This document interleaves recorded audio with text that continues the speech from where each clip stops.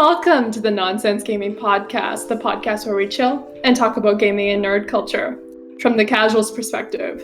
We're happy to have you here as we explore our topic for today, retro games. Woo! So before we get into our very special guest tonight, let's just go around and introduce our hosts. As always, I am Kitty. I'm Roxy. And Yune could not be here with us tonight, unfortunately. She's in exam mode. We Center we energy. all hope she's doing okay. But now we get to introduce our very special guest. Please welcome Chase, one of the hosts of Playcube Gamecast. We're delighted to have you here tonight. Woo! Hey, thanks for having me on. This is really a great pleasure. So can you give us a little bit of a rundown about what your podcast is all about? Yeah, and we look at older games and see if they still hold today, basically. I love it. Short, sweet, to the point. Roxy, why don't you give us the rundown for tonight? All right, let me give you the rundown of what we have in store tonight. We will begin our discussion. Actually, we already did that part. So we're going to be hopping directly into an entrancing game of Identify the Quote. After, we will take a deep dive into retro gaming. Finally, we will close out the night by ranking popular retro consoles. Or basically, just the oldest retro consoles, because we just plucked all of the old ones and we're like, there we go. I mean, to be fair, I actually don't know enough about retro consoles to know this, so I guess I'm gonna defer to you, Chase, but some of the earliest retro consoles, how popular were they? Oh my god. So it's a pretty skill-testing question. I don't know. It's okay if you don't know. I don't know either. I can only assume that the SNES is pretty popular right now because of how timeless it is. Mm-hmm. I think there is one in my basement, so that's gotta mean something. I mean, the SNES controller is what we used to do our basic games in university. True. So. Those games were janky, but we did use SNES controllers, so that's always beautiful. So I mean, there's nothing really before that, like the NES, but... What about the Pong machine? I mean... Does it hold up? I don't think you're playing that willingly. Really? My dad played Pong when he was in university. My dad's also a huge nerd, so I think that checks out. So the game tonight is actually going to be... we're going to be bringing one back because... Okay. We need to settle the debate. A few podcasts ago, we did a challenge where I said some, in my opinion, extremely popular gaming quotes. And, the other hosts, they tried to guess those quotes. And actually also our guest, John. And I don't want to say they did poorly, but... You picked games we don't play. They're iconic. So we're going to settle the debate today. Chase is going to help us. So... Gosh, it's all on you, Chase. I am not going to carry this one. This is going to be all on you. So... No pressure. Yeah, if it makes you feel any better, I think they got about 3 of them. There's 15, so... Oh, man. If you can get more than 3, I think you're doing great. All right, so I'm going to read you a few quotes. You get a point if you can say which game it's from. You get another point if you can identify the character who says it. I don't think they only identified one character. Ooh, maybe two actually. So, without further ado, are you ready to see if your timeless gaming knowledge? Sure, let's do this. All right. Our first quote. It's dangerous to go alone. Take this. The old man in the first Legend of Zelda. Ding, ding, ding. All right. It's already off to a good start. All right. I mean, that one quote is iconic because I remember a song by Starbone. See? You hear that? Iconic. All right. It's dangerous to go alone. Take this. Kitty's cursing me throughout this section. It's a shame there's no video because I'm just shaking my head the whole time. I can feel the energy. All right, number 2. The cake is a lie. Portal. This is that Portal Graffiti. thing. Yeah, beautiful. I think you're already up to 4 points. Okay. Number 3, Hadouken. That's that Street Fighter game. It was Ken from Street Fighter. Yep, Ken and Ryu both share this voice line. Hadouken! That was actually very accurate. That's much better than my attempts to voice act throughout this podcast. All right, number 4. I used to be an adventurer like you until I took an arrow in the knee. Various guards in Skyrim.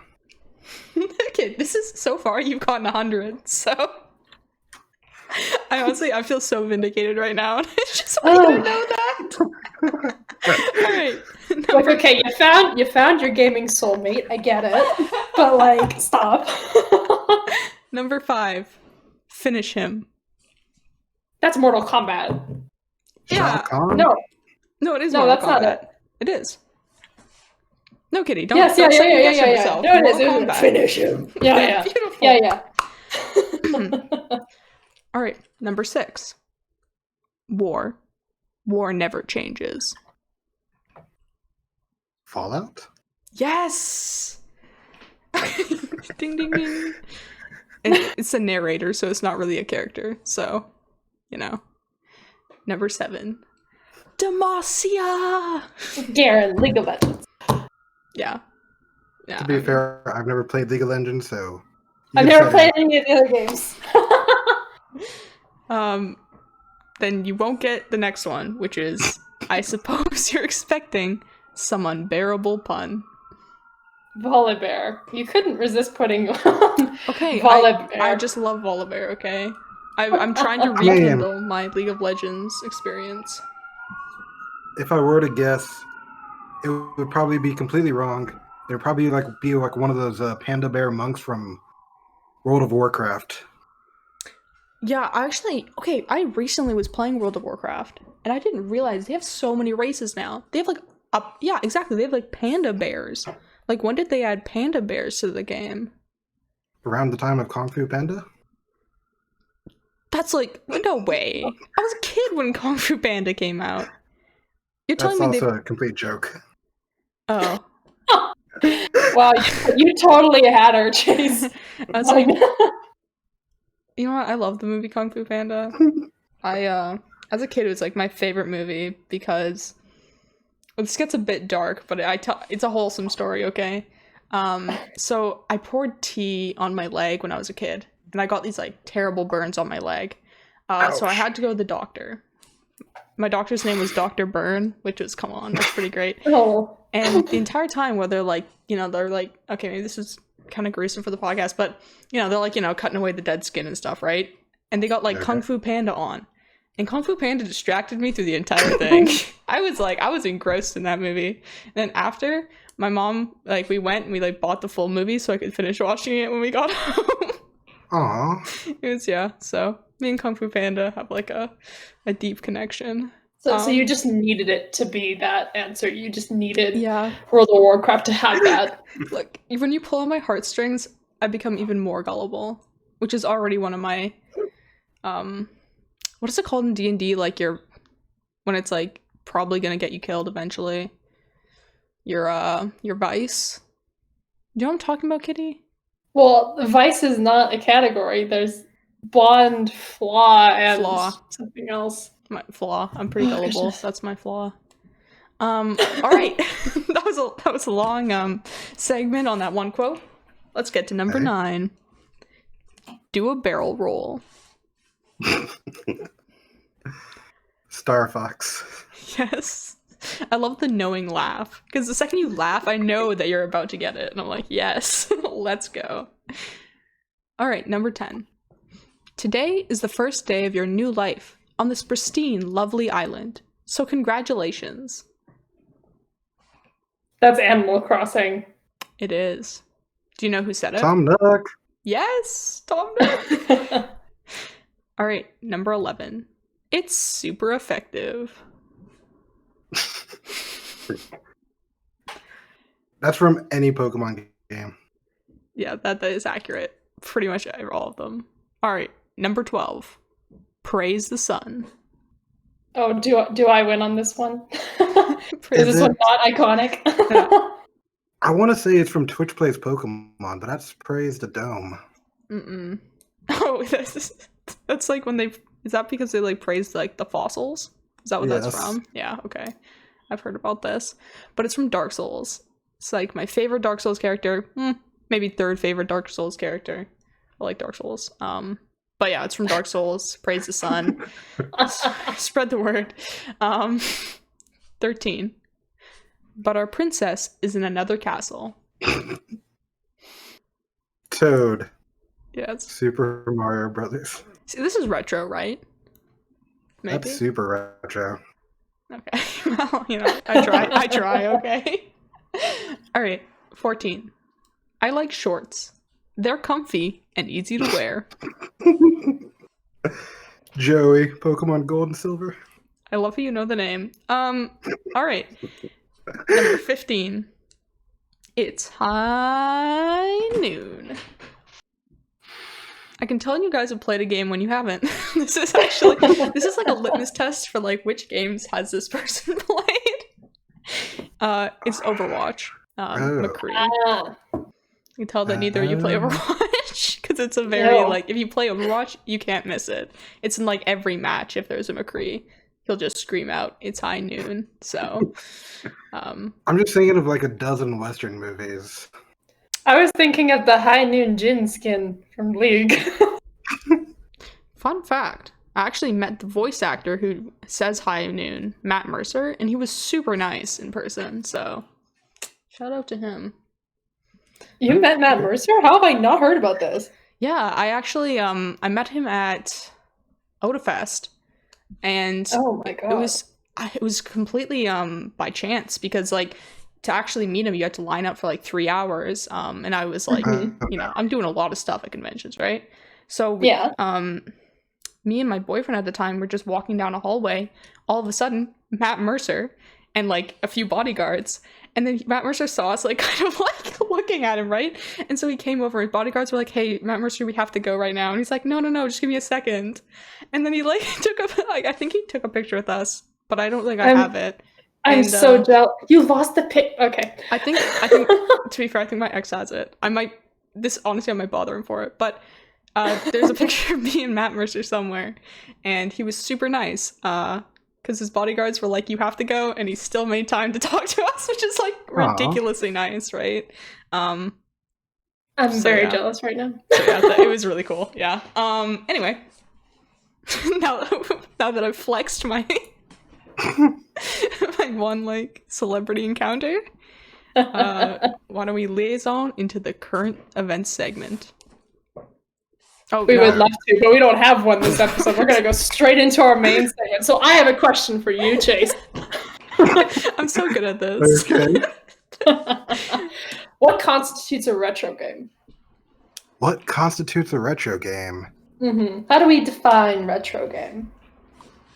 It's pretty much any game that is on a console that is completely discontinued. I'm talking about anything Wii past. Oh, wait. Okay. So if it's on the Wii, is it retro or not retro? It's technically retro. Oh, okay. I see. In that case, I think it's discontinued? I've played a lot. Well, yeah, you can't buy a Wii anymore. I've tried because my Wii has a had that really common problem where it would stop reading discs. Oh. Yeah, super common. They actually released like a really weird product, which was basically a disc and like this little like sticky pad that you'd put on the disc. You'd put it in, and they would try to like clean the sensor. Like Nintendo had this product, but I tried to make one makeshift, and now my Wii really doesn't work. So, oh no! It was very good. That's right. Do not try to makeshift fix your Wii. That's what I learned. So I actually want to get another Wii because there's a lot of really good games on that console. Was your Wii the one that was backwards compatible with the GameCube? I don't know because we also had a GameCube. So when I played GameCube, I usually played on the GameCube. Okay. Best game on the GameCube by far, Luigi's Mansion. That game slaps. Have either of you played it? Yes, I've also... Please, Chase, go ahead. Yeah, sorry. Okay. Sorry about that. Yes, have. I also have it on my 3DS. Oh, is that the New Moon one? Is it similar to the original game? It's a remake of the first one. Oh, okay. Yeah, I've been thinking about well, when that game came out, I was thinking about getting it, but never got around to it. I have like a queue of games that I've been wanting to play. That's like it's way too long at this point. And it's like it's some real beasts on there, like the entire Witcher series. So it's gonna be a while till I get through all of them. It doesn't help that more games just keep coming out. True, I'm adding Cyberpunk to it, which comes out tomorrow. That can be our current event. I'm super hyped for that game. Oh, we love it. But it's interesting because like I did not consider myself a retro gamer, and I'm pretty sure Roxy you didn't either, but No, now we're like, oh okay. I actually have some experience with this. I mean, sure, older consoles have unique games that are stuck on that console because without remakes, re-releases, and remasters, they're just stuck. Like, you can't really play Mario Kart Double Dash, which is the most iconic Mario Kart, or Star Fox Adventures, Legend of Zelda: Four Swords Adventure. I played that growing up, and that game is good. Just putting it out there. Oh yeah. There's also PS2 games that are stuck. Dark Cloud, FF7, Dirge of Cerberus, Sly Cooper, Ape Escape, Jet Set Radio Future. Wait, what's Jet Set Radio Future? Okay, get ready for this. Oh, okay. Jet Set Radio Future was a cel-shaded game that was released as a launch game title for the Xbox. It's technically a sequel, remake, prequel, whatever, of Jet Set Radio for the Dreamcast. But it's also really good, and it has an amazing soundtrack. What is like the core gameplay? You skate around Tokyo. Oh, that's kind of cool. And you use graffiti as a weapon and as an art form. Wait, that's a weapon? We just like spray people in the eyes? Yes. Oh. You spray cops. I didn't expect to be correct. Okay, awesome. I mean, not awesome, but like awesome. Well, okay, but here's the question. How else do you use spray paint as a weapon? You could club them over the head with it. Please. Where's your artistic talent? I'm just clubbing people. You could you could drown them.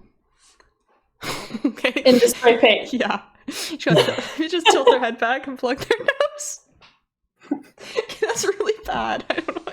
Instead of just blinding them.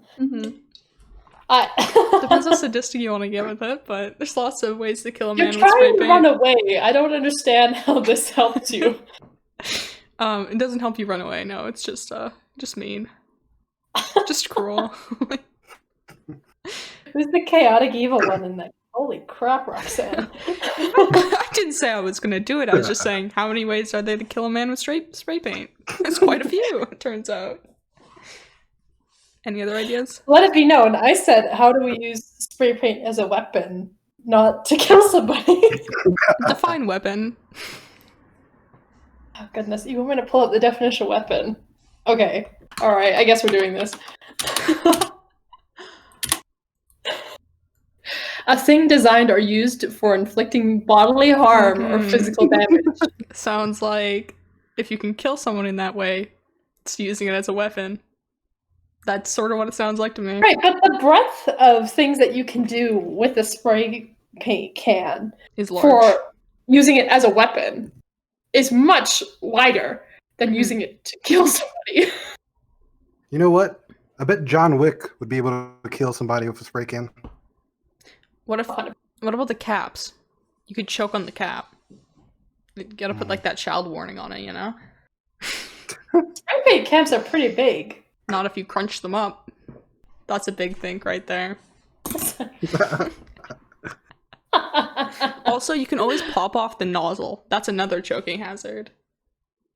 Also, I'm pretty sure if you inhale enough the gas, it's not very good for you. And if you hold it upside down and spray, the paint won't come out, just the gas will. So, Oh, I've done a lot of shit. cosplay. Okay, like I just wanted that is all the only place that my spray paint knowledge comes from, and I just want that on record. Oh man, quite the tangent. So, I have another question here. So, what are some of the best consoles to play on when you want to play retro games? So you want to do anything that has like a decent controller where it feels good in your hand, Mm-hmm. but you also want something with a decent library and that it's backwards compatible with a lot of games. Yeah. So for your question, I'd probably go with GameCube, 360, and currently the Switch. Oh, Wait, because you can actually play a lot of retro games on the Switch, right? Because a lot have Exactly. been ported onto the store, right? Yep. Ah, I never thought about that, but that's actually a very good idea, I think. Because you can actually, that's a great idea because you can play all the new games, you can play all the old games. Wow, the power of the internet. It's a beautiful thing. Okay, I have a question. Sure. So I assume that like, if you're into like retro gaming, you have to like obtain these consoles somehow. How do you get a retro console? Like, what's like the easiest way to get one? Are you on like Kijiji? Like, I just like wouldn't know how to start. Your best bet, local retro stores, garage sales, Craigslist, Facebook. Wait, have you actually found one at a garage sale? There are plenty of reports of people finding GameCubes, Xboxes, PS2s, PS3s, Xbox 360s, To be all of them fair, on garage sale. I have heard horror stories of my friends' consoles being sold by their parents at garage sales, so this must actually happen. Every time I scour a garage sale, there's nothing ever that cool. It's usually just 'cause like dining stuff. clearly you're not getting to the garage sale soon enough. Everybody's already there because they're in the know about this. So True. they're there as soon as like crack of dawn, the thing's just getting laid out on the driveway and they're on it. They're right there. Yeah, to be fair, I only ever go to garage sales where I'm walking and then randomly there's a garage sale. So, Oh man. I've never is there like a garage sale culture out there of like people who go to garage sales early and like how do you even know a garage sale is happening? Usually people post online if they have garage sales, like on Craigslist or Facebook. Huh. You just gotta actively find out that information.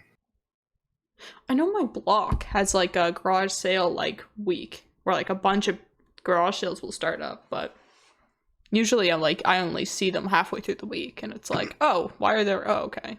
It's that week, you know." That's so cool. Yeah. You just got to get more up on it, Roxy. You just have to be right there all the time. Get some retro games. To be fair, I think there is actually a retro game console store in our city, but I haven't been there since I was a kid, so. Oh. Imagine it's such a niche market, right? So one thing I'm curious about is what drew you personally, Chase, to start looking into retro games? Well, it all started with the GameCube. Mm-hmm. Plus, it's super cheap. I would think it was the opposite. Well, most of the games can be found for less than $20. These are full games that were released like 15 years ago. Hmm. Some of the more rare games, though, they are crazy priced high. That made sense, right? Yeah. Like, I know the Pokemon games all go for, like, pretty pricey. It's like $100 or something for, like, a copy of, like, Pokemon Red or something. Most places you can find Pokemon Red or Blue for like $35 max. My friend got scammed at a convention. Good to know. Damn. Oof. That's gotta hurt. I guess, yeah, also at conventions you can usually find retro consoles, but it probably isn't the best place because, again, the prices seem unreasonable. No, probably not. Do you own any really rare games? Let's see. I think right now the rarest games I own would probably be for the GameCube. It's Legend of Zelda Collector's Edition, which was a collection of Legend of Zelda 1 and 2, plus Ocarina of Time and Majora's Mask, and like a 20-minute Wind Waker demo. That's actually, I didn't even know that got released. That's crazy. Oh yeah, it's really fun to play if you should. And another one is Paper Mario and a Thousand Year Door. Ooh, I played the remake of that. What console did it originally come out for? GameCube? Okay. Wait, what remake? I played a Paper Mario at some point. Maybe it wasn't a Thousand Year Door, but... No, Paper Mario has like a bunch of sequels on the DS. Origami King just came out for the Switch. I think it was... Yeah, I don't think it was a Thousand Year Door one. I think I played... It was definitely for a handheld. So I don't know. I'm not sure which handheld, but it was for a handheld. Okay. This is vague. I'm sorry. I wish I could remember. I don't remember. I want to say the 3DS. So I know your podcast specifically explores looking at how the retro games hold up today. So what are your criteria for seeing if a retro game holds up?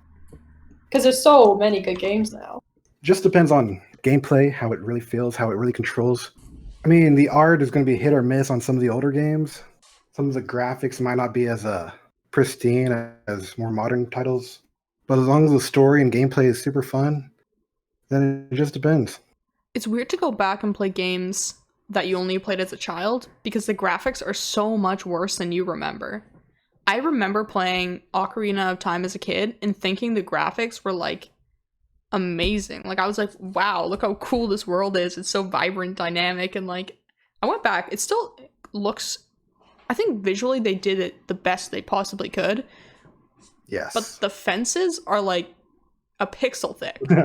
Like a pixel. Like there's like the fences are literally a pixel thick. I'm like, what were they thinking? But the game still looks good. It just looks different than what I remember, which I think is interesting. Also, it was Paper Mario Sticker Star. So, just for the listeners out there, that was the one. What was the first game you played growing up?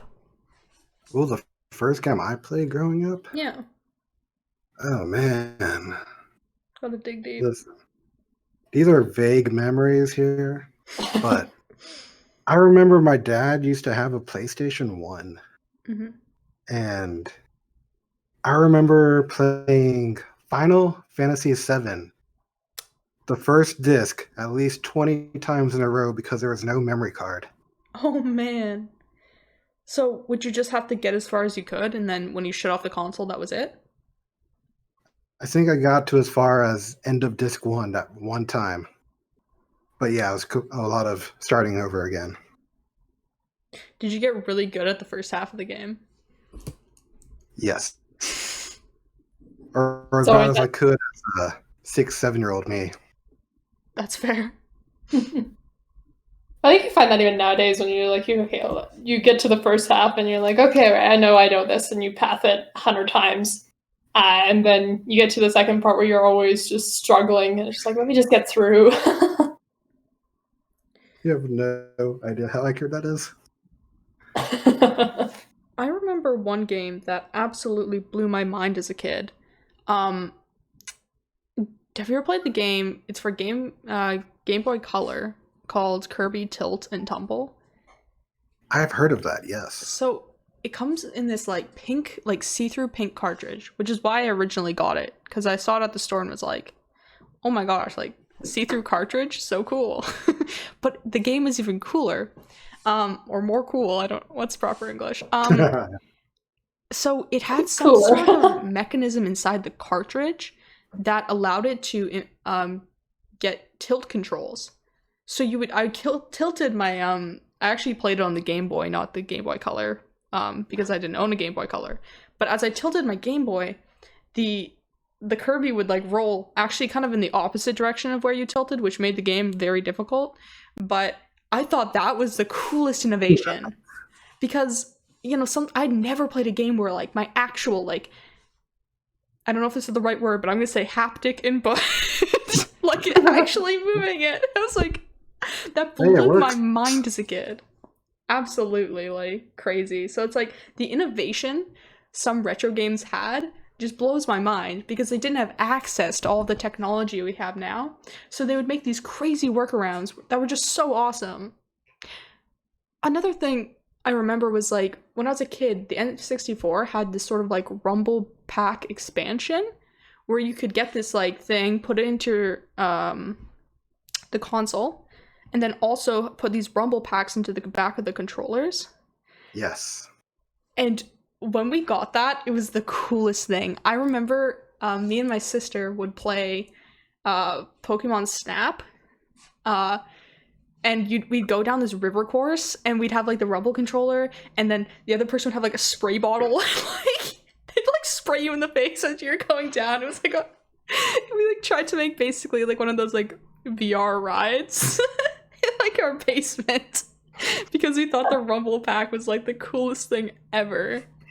So it's just little things like that I feel like the joy of retro gaming is so I don't know. It's just exciting. I don't know. It's just nostalgic for me, I guess. Oh yeah. It's definitely always fun finding the weird peripherals for any kind of console and just be like, oh hey, this is how like the VMUs for the Dreamcast controllers, they're like visual memory cards. What's that? Where you plug into the back of the controller, it acts as a memory card, pull it out, there's a little D-pad, A-B button, so you could play little small mini games before the battery ran out. Really? That's actually really cool. What? That's like such a weird innovation. I love it. What do you have any other like weird peripherals? Weird peripherals. Like the iToy for the PS2 or I mean, I don't what's that? Oh man. The iToy for the PS2 was pretty much just a Kinect before the Kinect. Did it work well? No. Okay. Sounds like a retro peripheral. Sorry, what was it like? You'd set it up on top of your TV. You'd play a game. Then you'd be on the TV trying to move your arms and just flail about, trying to do whatever it is on the screen. That sounds horrible. Oh, great. To be fair, though, when I play the Kinect, I'm also flailing about. So.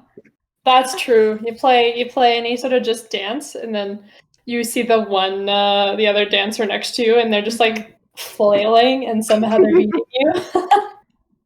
See, I take the flail approach, but I do not beat anyone in Just Dance. I remember losing to a child, and I just felt I was like, what?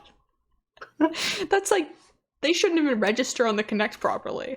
Like, what? How am I losing to a child? Oh, man. Yeah, I'm very bad at those games, but they are very, very fun. I haven't played Just Dance. That is a sin, and you need to play Just Dance. I should find the latest one for the Wii, though. So 2020 it is. Yeah, get a retro Just Dance. There you go. If it's right, do it on the podcast. Fit it right in. Yeah, it's perfect. I remember for the Wii when they had the motion like Wii controllers, right? And I remember for Skyward Sword, they were used like all the time, and a lot of people didn't like it, but I thought it was so fun because you're just swinging the controller around, the sword's going, and it's like, come on, that's fun, right? I feel like Nintendo works hard to push the, I guess, like the motion control innovation. Yes. There's a word for like what I'm trying to say, but it slipped my mind. But no, it's not there. Maybe it'll come back to me later. Maybe try it the second time. No, yeah, it's that word has eluded me, but there, I'll use a different fancy word to make myself feel better. To be fair, I also would have used innovation as well. You're not alone. Well, I'm curious. We have some different consoles here, and that's what we're going to be going into for our rankings tonight. So I'm going to pass it off to our guest first. Tell us your rankings for your consoles and why you're ranking them this way. Ranking? Oh, shit. Okay. Let's Did we give you the ranking, like the list of consoles? You did, but also the really oldest game consoles as well. Yeah, we did just choose the very oldest consoles, so to be fair, the only ones I have played is the N64. Fair enough. I said ones, but there was only one when I looked down the page. So let's see here. We have like 10 consoles. Mhm. Just know that I'm going to put GameCube, Dreamcast, and Xbox as my top 3 retro consoles. Okay. Any particular ordering within that top 3, or we just can't choose? I mean, oh wait, sorry. GameCube 1? It's like the most iconic older retro console for me right now. I see. Yeah, the GameCube has some great games. I highly recommend the Fire Emblems that came out for the GameCube. It's like Path of Radiance and Radiant Dawn. Actually, I think Radiant Dawn was on the Wii. Those are really good games. Path of Radiance for the GameCube. Mm-hmm. Also, $150 for the GameCube. It is? I own that game. Woo! When you find out you're rich. I'm just kidding. Okay. I remember it being really hard to find, but really wanting to play it, so. Okay. It's like right up there with Chibi Robo. Wait, I own that too. What? Really? My sister loved Chibi Robo growing up, so that's. Yeah, we had the Chibi Robo game. I remember that distinctly. I actually never played it, so technically I don't own it. But, like, it's within the family, you know. I'll just make sure that in the inheritance I get the Chibi Robo game. No one else has to know, right? Alright, so by going through your list, I have to say SNES is like number 1. Okay. Then we have Genesis, N64, PlayStation, for some reason Atari 5200. We just chose the oldest ones, so don't judge the list, okay? It wasn't like these are personal favorites. We just didn't first. Okay, to be fair, we didn't know what classified as retro, so we were just like, if we choose the oldest ones, we should be safe. That's 100% what went through our heads. We were like, Pong Machine, 100% retro. I don't know. For dead last, I probably rank Pong Machine, the Sega Mega Drive, and the Sega Saturn. Poor Sega, it's just getting absolutely wrecked. I mean, the Genesis is good and all, but everything else, besides the Dreamcast, not so much. You gotta admit though, Sega Saturn, come on. The alliteration on that, it's a thing of beauty. It is. I don't know about the console, but I mean, it's better than Sega Mega Drive. Like, that just sounds like a computer part. Yeah. I mean, you replace the G with the T, you just got SATA, and then it's just... Oof, gosh. Then it's just a long afternoon. Okay.